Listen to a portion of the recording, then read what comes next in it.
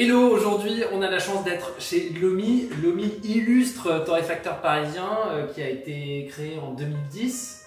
Merci Thomas de nous accueillir. Alors aujourd'hui on va faire une recette, on va parler de Lomi, on va parler de la torréfaction. Moi j'ai une petite question qui me brûle les lèvres, c'est savoir si vous êtes les premiers torréfacteurs de café de spécialité à Paris, parce que on en parle ça, on se demande, premier coffee shop, je sais pas, est-ce que... un des premiers, ouais, effectivement. Ouais. Pas de réponse très précise là-dessus. Un des premiers. T'oses pas dire...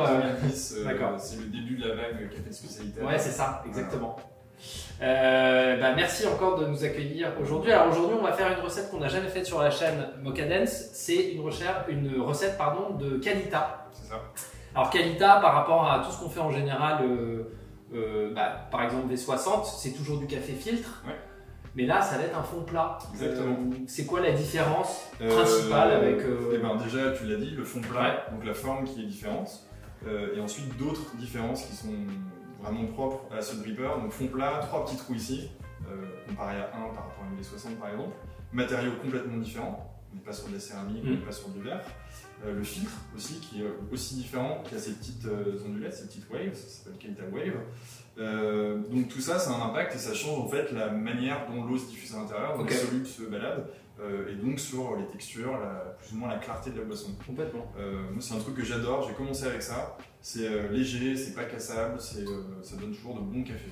Voilà. Et ça donne, par rapport à la V60, des cafés qui ressortent peut-être un peu plus équilibrés, ouais, moins acides. Tout dépend de la recette, ça dépend de la recette forcément, mais ouais, moins d'acidité, un tout petit peu plus de texture. Et moi j'adore, je sais pas, le ressenti, c'est très très personnel. Et alors, ce qui est assez aussi bizarre, on va le voir dans la verse et dans l'extraction, c'est que là, vous avez 3 petits trous, vraiment, c'est minuscule, et pourtant ça va beaucoup plus vite. Ça peut aller beaucoup plus vite, moi en tout cas, chaque fois c'est... ça peut aller beaucoup plus vite, c'est ça qui est un peu la magie. C'est la mouture du coup qui va vraiment déterminer à la vitesse à laquelle le café va couler. Bien sûr. C'est beaucoup plus permissif, je trouve, qu'une V60. Ah ouais, complètement. On peut quand même vite faire de belles erreurs. Ouais, on est bien d'accord. Alors, ta recette Recette 20 g de café, ici que je vais moudre. Donc moulu à la minute, forcément. Mouture qu'on va voir ensemble. Ce que je vise à peu près avec ce type d'extraction, c'est 3 minutes. Ok. 3 minutes parce que c'est un bon temps de contact entre l'eau et le café. Ça donne en général de bons résultats. 330 g d'eau. Et donc là, ratio super classique, 60 g de café pour 1 litre d'eau. C'est le ratio conseillé en filtre. En général, on évite de trop changer ça. 2 verses, enfin 3 verses. On va faire un petit bloom, et ensuite 2 versements. Très simple, et on voit ce que ça donne. Super. Comme café du Brésil, café du Brésil, que vous pouvez retrouver en commentaire, je vous mets un petit lien pour l'acheter. Là, tu as mis 3 paquets. Qu'est-ce qu'on peut dire sur la torréfaction? Qu'est-ce que tu peux nous dire sur la torréfaction chez Lomi? 3 choses très différentes qui sont représentatives de ce qu'on sait faire. Ici, il y a un assemblage qui s'appelle G2 Amour, qui est un assemblage typique pour espresso, hyper équilibré, très facile à boire et qu'on peut mettre à peu près dans toutes les mains. Ça sera bon et ça sera assez grand public pour être apprécié par tous. Facile à extraire. Facile à extraire et vraiment qui correspond à peu près à 100% de ce que les gens peuvent boire. Ça marche très bien avec le lait, ça marche très bien en allongé. Vraiment une torréfaction classique pour espresso qui fonctionne très très bien. Ici, une des parcelles, donc ça c'est ce qu'on a de plus foncé ici en termes de torréfaction. Ici les parcelles, donc on travaille avec 7 parcelles différentes. Et c'est des producteurs avec lesquels on travaille tous les ans de façon récurrente sur à peu près les mêmes types de l'eau ou les mêmes types de profils aromatiques. Très rapidement, Colombie, Salvador, Brésil, Éthiopie, Honduras, j'en oublie encore quelques-uns, mais sur des profils aromatiques très marqués et qui ont vraiment des goûts très spécifiques et dispo toute l'année. On achète en conséquence, on connaît les producteurs, on connaît leur process, on sait ce qui a réussi, ce qui a merdé. Qualité. Et ici, ensuite, c'est ce qu'on va travailler aujourd'hui, des éphémères. Donc c'est des lots souvent qui viennent de parcelles propres à côté de celles, donc vraiment des petits lots qui viennent de parcelles de producteurs avec lesquels on travaille, ou alors des cafés pour lesquels on met un petit coup de cœur, ou alors, comme c'est le cas aujourd'hui, des lots expérimentaux. D'accord, ça va être chouette ça. À droite à gauche. Et alors les petites cartes, elles sont hyper bien faites. Il y a un petit chiffre qui donne l'intensité du café. Ouais, qui donne la couleur de torréfaction. Plus on se rapproche de 100, plus on a un café qui est foncé. Ça, c'est vraiment basé sur le fait que quand on sort du café d'un torréfacteur, on le moue, on a une petite machine qui nous sort une couleur. C'est comme choisir un nuancier pour la peinture de la maison, c'est exactement la même chose. Plus on s'approche de 100, plus on a quelque chose qui est foncé. Ici, plus on a quelque chose qui est proche du zéro, plus on a quelque chose qui est clair. Ok. Et donc, plus foncé, espresso, normalement, après on peut tout faire. Ouais, exactement. Et plus clair, filtre. Et ben écoute, on va commencer. On y va? Ouais, c'est parti. Donc, première chose, on rince le filtre. Alors, parce que moi j'ai vraiment du mal, je te laisse rincer le filtre et après tu vas m'expliquer comment on arrive à sortir les filtres. À sortir les Parce filtres. que je vais te montrer. Ah oui. Tu vois qu'ils sont là en fait. Ouais. En général, quand je fais ça comme ça, Ouais. et Toujours là, à l'extérieur. voilà, ok. C'est ça, Moi je les prends à l'intérieur parce que j'ouvre pas totalement le. Exactement. Ok. Donc quand tu les prends à l'intérieur, tu as un filtre qui est tout rabougri comme ça, alors que quand tu les prends à l'extérieur, le filtre est bien déployé et tu le prends sans Exactement. problème. Tac. Donc 95 degrés. 95 degrés, c'est une bonne température. On peut jouer là-dessus sans aucun problème. En général, plus la torréfaction est foncée, plus on va tendance à utiliser une température basse. Bien sûr, une torréfaction claire, c'est un café qui est naturellement très peu soluble, voire moins soluble en tout cas, donc on peut monter en température sans aucun problème. Là, on a déjà quelque chose qui est chaud, donc en général 95 c'est un bon début. Il y a d'autres paramètres à faire évoluer avant celui de la température. Ok. Selon moi. Allez.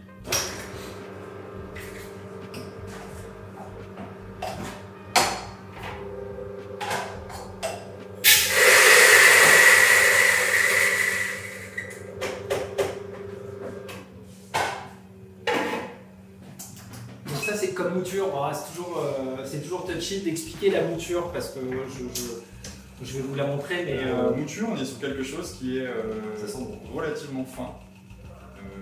Moi j'aime bien avoir des extractions un tout petit peu plus longues. Ensuite, en termes, est-ce que ça ressemble à du gros sel, du sucre, c'est difficile. Il faut avoir la petite réglette de chez à la limite. Quoi. Ça peut aider. Chez des amis. Ce qui est important à mon avis, c'est plutôt là-dessus. On va pouvoir verser plus ou moins vite, mais en fait, le fait qu'il y ait 3 petits trous, c'est ça qui va conditionner aussi comment on va couler le café. Donc, on va être un peu condamné. Donc, c'est bien de faire un premier essai, on essaye, et ensuite on ajuste. Et après, on ajuste. Okay. Ça ici, qui a fait un tout petit peu particulier, c'est ce qu'on fait chez Datera, donc, qui est une ferme très connue. Qui est très connue. Enfin, qui est très connue au Brésil pour des très bons cafés. Quoi. Voilà, pour des très bons cafés, dans une région qu'on appelle le Cerrado. 1200 mètres, 1300 mètres d'altitude. Et Datera, c'est un peu un laboratoire à ciel ouvert. Depuis 2015, on fait tous les ans, sur une parcelle qui est dédiée à l'UMI, un processus après récolte différent. Donc on essaye de voir, avec la même parcelle, les mêmes cerises qui sont en bourgogne jaune, et le même terroir, comment on peut faire évoluer l'aromatique. Cette année, on a fait un truc qui est vraiment chouette, qui est d'expérimenter ce qu'on appelle la vendange en verre. Donc vendange en verre, ça veut dire retirer certaines cerises, pendant qu'elles sont en train de maturer, à peu près 30% des cerises, pour avoir moins de cerises qui sont en train de maturer en même temps, mais avoir plus de maturation. L'hypothèse, c'est est-ce qu'on arrive à avoir une maturation plus homogène. Ah, c'est marrant ça. Parce que normalement, si vous ne le savez pas, c'est vraiment rouge quoi. Enfin, normalement c'est rouge. Normalement on pique la cerise quand elle est rouge. C'est comme un fruit, une fraise qui est bien mûre, elle est bien rouge. Si elle est un peu jaune avant, c'est qu'elle va manquer de sucrosité, elle va être un petit peu dure. Si elle est déjà complètement noire, c'est qu'elle est complètement gâtée. C'est la même chose avec la cerise. Bien souvent, le problème c'est quand on fait rien, on récupère les cerises qui sont à maturité et on repasse le lendemain, le surlendemain et le surlendemain pour voir comment justement pour pouvoir prendre les cerises au bon moment. Là, en réduisant la quantité de fruits, la conclusion c'est qu'on a beaucoup plus de cerises qui arrivent à maturation en même temps. Et du coup, beaucoup plus de cerises qui sont meilleures. Voilà. Intéressant. Processus complètement différent de d'habitude. On est sur un espèce de semi-lavé. Et de celui-ci avec deux lots différents. Celui-ci que tu as goûté et un autre auquel on a ajouté des levures pour contrôler la fermentation. Voilà. Hop, on lance le chrono. Et donc là, une première verse avec à peu près le double du poids du café. Donc j'ai 42 grammes, je suis à 46 grammes. 6 grammes, c'est pas grave. Différence. Oui. On donne un léger petit swirl comme ça pour s'assurer que tout soit bien mouillé à l'intérieur, pour éviter aussi qu'il y ait des particules qui aillent se mettre à droite à gauche et surtout pour éviter les petites poches de café qui font que le café du coup va pas s'extraire correctement. Ça une petite trentaine de secondes plein de débats là-dessus. Est-ce qu'on fait un boulot plus ou moins long? Bah, ça dépend de la fraîcheur du café aussi. Fraîcheur, là c'est un café qui est relativement frais. Il n'y a pas trop. Ouais, ça dégaze pas des masses. Ça dégaze pas des masses. On part du centre tranquillement et on essaye d'y aller tranquillement. Il peut, sur les torréfactions qui sont plus légères, comme ça, verser beaucoup plus agressivement, pour créer beaucoup plus de turbulence et d'agitation. Là-dessus, ça marche aussi très bien si on va faire de plus. Donc là, deuxième verre, ça a 200 grammes. 200 grammes, okay. Exactement. On va jusqu'à 310. Ouais, ça nous amène à peu près de 50 jusqu'à 200. Et ensuite, on va aller à 330. 330, pardon. 330, exactement. Et donc là, à 1 minute 30, on va faire le dernier verse. Si jamais ça n'a pas fini ta deuxième verse n'a pas fini de se terminer, enfin c'est pas terminé, et qu'il reste toujours de l'eau, c'est pas grave. Tu le fais quand même. Ouais. Ok, ça tombe pas. Ça peut être une autre recette. On peut très bien imaginer faire une mouture beaucoup plus grossière et verser plusieurs fois de l'eau à chaque fois qu'il n'y a plus d'eau à l'intérieur. Moi, ça ne me dérange pas là, de rajouter de l'eau sans aucun problème. Donc, tout ça, c'est une question de café. Et forcément, chaque café est un peu différent. Bien sûr. Tac. 330 et la même chose, le petit swirl pour s'assurer que tout descende comme ça de façon uniforme. Ce qui est bien avec la Kalita, c'est que le fait que ça soit en fond plat, en général, tu as un lit qui est de toute façon uniforme. C'est difficile d'avoir quelque chose qui soit complètement défoncé. Et tout coule à peu près de la même façon en fonction de la façon dont tu le verses. Ouais. C'est vraiment l'impact de la mouture qui a beaucoup joué. Comment tu t'es retrouvé dans le café, toi? J'ai commencé en Nouvelle-Zélande, moi. De façon pas très originale. Pas l'Australie. Non, pas l'Australie. Nouvelle-Zélande. C'est décevant là, parce que moi, par hasard. En fait, bon, je fréquentais déjà des coffee shops, mais j'y connaissais vraiment pas grand chose. Et ensuite, il a fallu que je travaille un peu, donc j'ai trouvé un travail. Et je suis tombé copain avec un des baristas qui était sur place. Et le matin, à 6h et quelques, je peux toucher un peu la machine. Donc curiosité, et ensuite en fréquentant les coffee shops, c'est génial en fait. Ouais, c'est une super ambiance. Parce que c'est une super ambiance et aussi le goût en fait. On a toujours adoré manger des trucs, goûter des trucs. Donc voilà, 3 minutes 10, on a le café qui est fini de couler. Super, on est bon. Une belle couleur. Café filtre, c'est bien de prendre le temps. Sur une bonne carafe comme ça, donc là on a largement moi je le bois assez vite. D'ailleurs, tu as dû le remarquer quand on s'est pris un café tout à l'heure. Bon, c'est pas tout le temps le cas, mais là je l'ai bu assez vite parce que j'avais besoin d'un café. Mais n'hésitez pas à le laisser refroidir parce que c'est là où le café peut révéler encore plus d'arômes. Ouais, clairement. Ouais, clairement. Là, ce qui est bien, c'est de bien mélanger ça aussi, un peu comme on caraferait un tout petit peu. Ça a tendance à sédimenter quand on fait couler. Donc c'est bien de bien tout remélanger. Et puis ensuite, voilà quoi. Dans des tasses. Alors ça c'est des tasses Lomi, ça. Ouais, c'est cool, c'est original. Ça change un peu.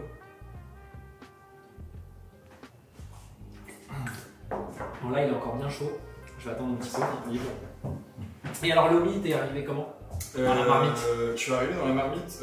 Moi j'ai travaillé pendant 1 an et demi à Lille, chez un endroit qui s'appelle Coffee Makers, qui était pour le coup le premier coffee shop et torréfaction de café de spécialité. Ah ouais. Avec des gens avec des gens passionnés et passionnants. On va remonter la chaîne. Donc trop bien, super expérience. Et ensuite l'opportunité de bouger déjà de Lille et de trouver un travail ailleurs, justement pour avoir une autre maison, une autre façon de travailler.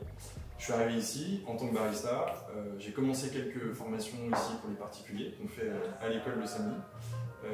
Et ensuite maintenant je suis devenu 100% formateur pour nos clients pro, suivi qualité et torréfaction. Alors du coup, comment ça se passe ici? Bon, le coffee shop, tout le monde peut y aller, c'est à côté. Ici, l'école, est-ce que moi je suis particulier? Est-ce que je peux venir vous proposer des formations? Tu peux venir le week-end, le samedi, on fait des ateliers tous les samedis sur des modules très différents, du café filtre à l'espresso, à la théâtre, etc. Donc des modules vraiment pour apprendre, sur 2 heures, c'est marrant et c'est chouette. Sinon, c'est plutôt un espace qui est réservé à nos clients pro. Donc on forme systématiquement les gens qui nous achètent du café. Parce que c'est logique d'avoir un produit qui soit de bonne qualité, donc on assure la formation derrière. Et du coup le suivi. Donc ça c'est un espace qui est un peu plus fermé. On a aussi des formations de diplômantes de l'ESCA où là n'importe qui avec un projet peut venir se former chez nous sans aucun problème. Je mettrai les liens en commentaire. C'est aussi la méthode parfaite pour ce genre de café, non? Parce que tu ferais pas ça en V60, ça aurait pas vraiment. Enfin, tu peux, hein, ça aurait moins d'intérêt. Là, je le trouve très doux, bien sucré. Il passe super bien. Merci beaucoup de m'avoir suivi, de nous avoir suivis aujourd'hui pour cette recette en Kalita chez Lomi. Je vous mets tous les petits liens en commentaire comme je vous le disais. N'hésitez pas à vous abonner, à activer la petite cloche et à la petite cloche. Et surtout, n'oubliez pas de prendre du plaisir. À bientôt! À bientôt, au revoir.